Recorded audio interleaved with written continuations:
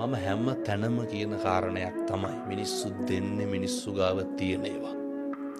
සත්පුරුෂකම තියෙන මනුස්සයා මොකද්ද දෙන්නේ? සත්පුරුෂකම.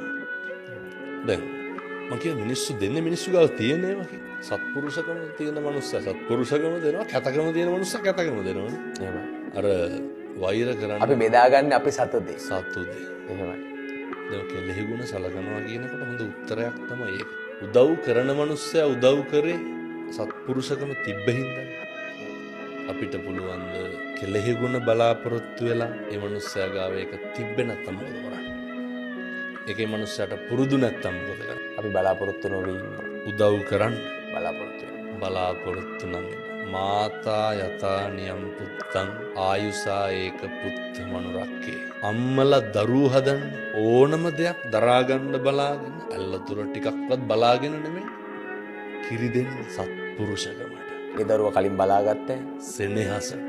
ඒ විදිහට මිනිස්සුන්ට